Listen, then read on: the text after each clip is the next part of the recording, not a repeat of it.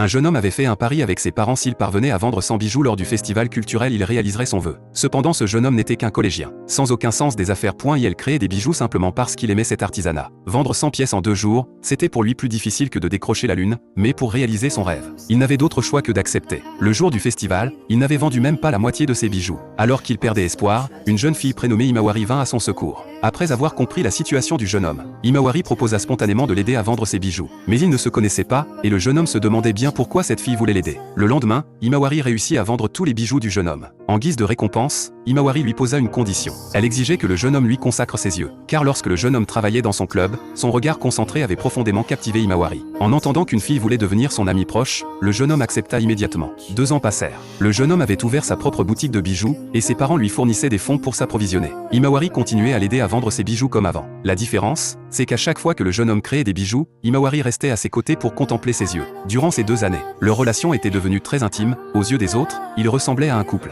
Cela empêchait le jeune homme d'avoir l'occasion de rencontrer d'autres filles. Sur le chemin du retour, Himawari confia ses pensées au jeune homme.